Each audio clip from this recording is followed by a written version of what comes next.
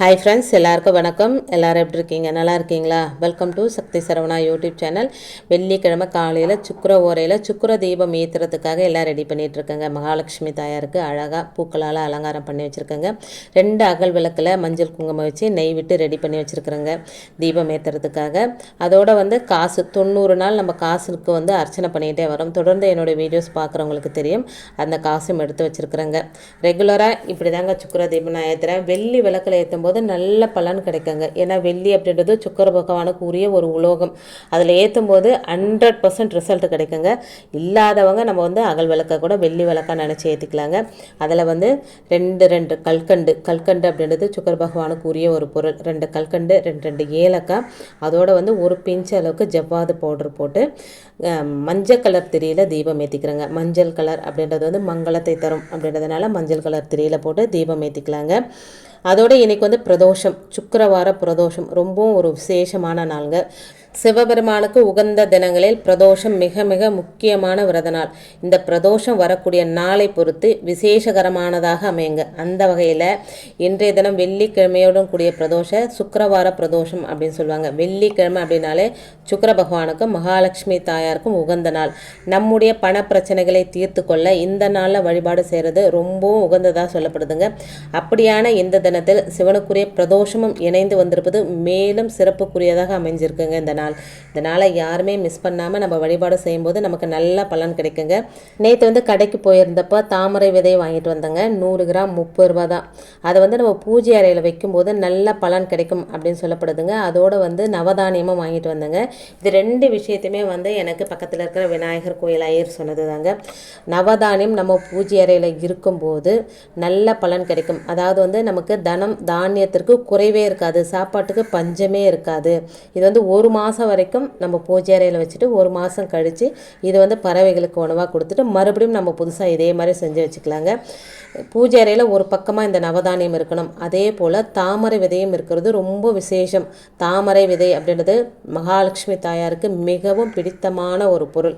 அது நம்ம நகை பணம் வைக்கிற இடத்துல வைக்கும்போதும் நல்ல பலன் கிடைக்குங்க.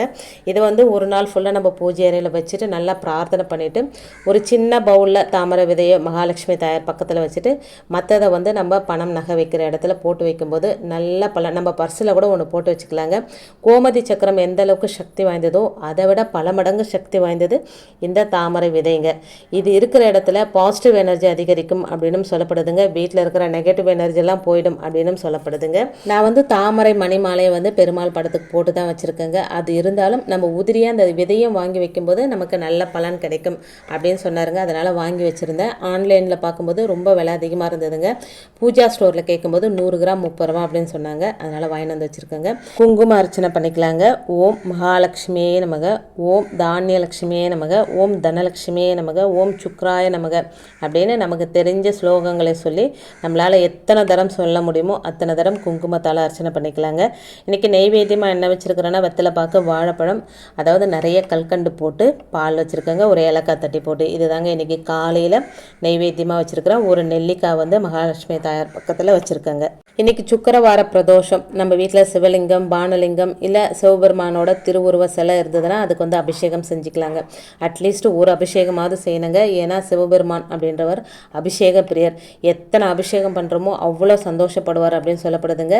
இந்த வழிபாட்டை பிரதோஷ நேரத்துலையும் செய்யலாம். அப்படி இல்லைன்னா 6 மணிக்கு மேலே 8 மணிக்குள்ளே செஞ்சிடலாம். இப்போ வேலைக்கு போகிறவங்களாம் இருக்கிறாங்க, 6 மணிக்கு செய்ய முடியாதுன்ற பட்சத்தில் 8 மணிக்குள்ளே இந்த வழிபாடு செய்யலாங்க. மாலை நேரத்தில் வழிபாடு செய்ய முடியாதவங்க அப்படின்றவங்க கூட காலையிலே கூட இந்த வழிபாடு செஞ்சுட்டு கூட நம்ம வேலைக்கு போகலாங்க. இப்போ குங்கும அர்ச்சனை பண்ணி முடிச்சுட்டு தீப தூப ஆராதனையெல்லாம் காமிச்சு நம்மளுடைய பூஜையை நிறைவு செஞ்சுக்கலாங்க. நான் பிரதோஷ வழிபாடு 4:30 அந்த டைமில் தாங்க செய்வேன். அப்போ நம்ம சொல்ல வேண்டிய மந்திரம் சக்தி வாய்ந்த மந்திரம் அப்படின்னு பார்த்தா ஓம் சிவாய நம ஓம் அப்படின்ற அந்த மந்திரத்தை ஒரு 108 தரம் சொல்லணுங்க. 108 குறைந்தபட்சம் தாங்க 108. அதிகபட்சமாக உங்களால் எத்தனை தரம் சொல்ல முடியுமோ அத்தனை தரம் சொல்லும்போது உங்களுடைய பணம் தொடர்பான எல்லா பிரச்சனைகளும் சரியாகும் அப்படின்னு சொல்லப்படுதுங்க.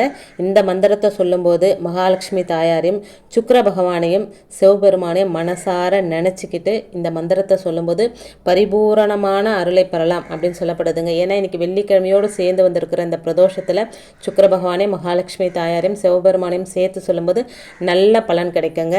வாரந்தோறும் நான் வந்து ஒரு தாந்திரிக பரிகாரம், சித்தர்கள் சொன்ன தாந்திரிக பரிகாரம் பண வரவே அதிகப்படுத்தக்கூடியதுங்க. எனக்கு நல்ல பலன் கொடுத்துட்ருக்குங்க.